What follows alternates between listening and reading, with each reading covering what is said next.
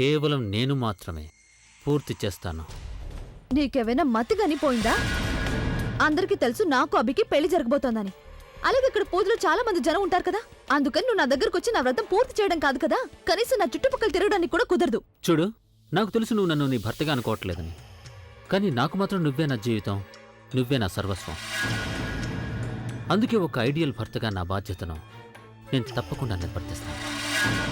నీ వ్రతాన్ని ఖచ్చితంగా నేనే పూర్తి చేస్తాను. నీకొక స్పెషల్ గిఫ్ట్ కూడా ఇస్తాను. ఎదురు చూస్తూ ఉండు.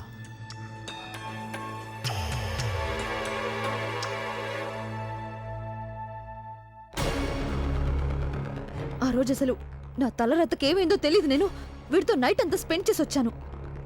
ఇప్పుడు నేనేం చేయాలి?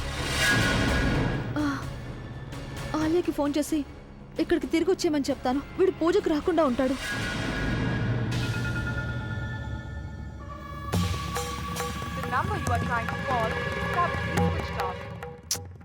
ఇప్పుడు ఆలియాకి ఫోన్ ఆఫ్ చేయాల్సిన అవసరం ఏమొచ్చింది? నానమ్మా, నానమ్మా,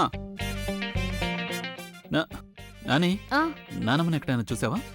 లేదబ్బి, నేను అక్కయ్య కోసం వెతుకుతున్నాను. తను ఎక్కడికి వెళ్ళిందో అర్థం కావట్లేదు. ఫోన్ కూడా లిఫ్ట్ చేయడం లేదు. అదే కదా, అక్కయ్య మనందరికి చెప్పకుండా ఏదో దాస్తుందనిపిస్తోంది. చెప్పకుండా ఎక్కడికో వెళ్ళొస్తుంది.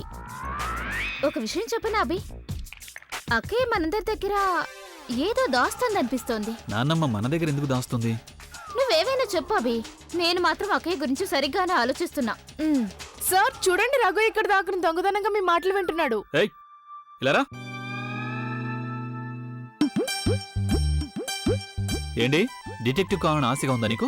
నా ఇంట్లోనే దొంగతనంగా నా మాటలు వింటున్నావు నువ్వు? నేను డిటెక్టివ్ పని చేయట్లేదు సార్. నేనైతే నా రింగ్ వెతుక్కుంటున్నాను. ఎక్కడ పడిపోయిందో తెలియట్లేదు సార్. మీకు తెలియదు సార్, ఆ రింగ్ నాకు చాలా చాలా ఇంపార్టెంట్ సార్.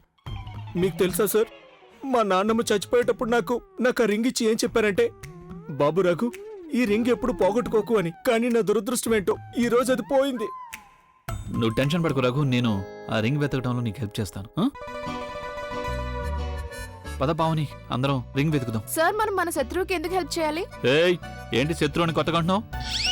నానమ్మ తనకైనా నీకైనా నాకైనా నానమ్మ నాన్నమే అవుతుంది. రింగ్ వెతుకు. Okay sir. నాని, నువ్వు నార్త్ వెస్ట్, సౌత్ వెస్ట్, నేను ఈస్ట్కి వెళ్తాను. నువ్వు అటెలు, నేను ఇటు వెళ్తాను.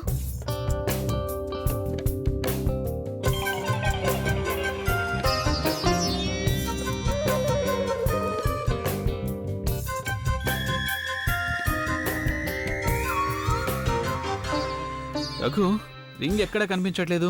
ఇక్కడ ఏ రింగు నాకు కనిపించలేదు. ఒకవేళ నీ దగ్గరే లేదు కదా? సారీ టు సే సార్, కానీ నాకేమనిపిస్తుందంటే సార్, నాన్నమ్మ నాకు ఇచ్చిన రింగ్ మీ పావని దగ్గర ఉండుంటుంది అని. వాట్?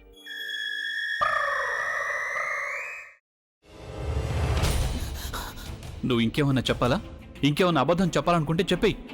నేను చూడాలనుకుంటున్నాను నన్ను మోసం చేయడానికి నువ్వు ఎంత నీచానికి దిగజారగలవు అని.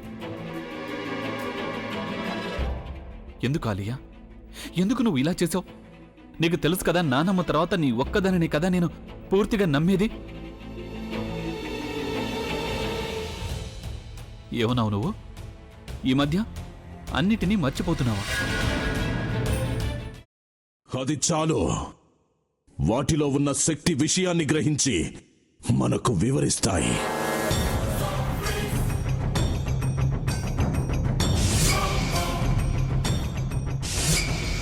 ఎవరు ఆ దండ విప్పొద్దు, గది తలుపులు తెరవద్దు.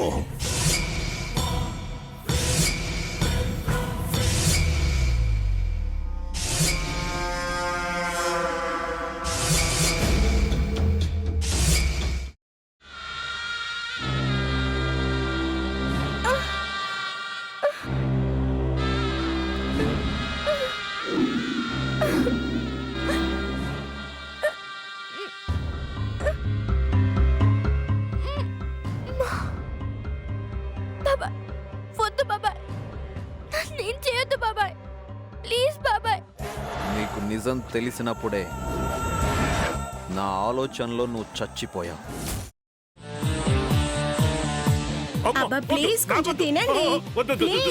భీమారావు గారు, మీరా? ఇగో మీరా కాదు, సక్కుబాయ్. అవును, మీ పనామే లేచిపోయిందని చెప్పి కంప్లైంట్ ఇచ్చినావు కదా. రేయ్ ఆయన కంప్లైంట్ ఇచ్చింది లేచిపోయిందని కాదు కనిపించడం లేదు అని. అట్లానా? సరే మేడం. ఇడియట్. ఆ వంట మనిషి పేరేంటన్నారు? రత్తాలు మేడం. ఏం పెద్ద మంచి, నీ వంట మంచిని కూడా మేడం అని పిలుస్తావా? రేయ్ హాఫ్ బ్రెయిన్,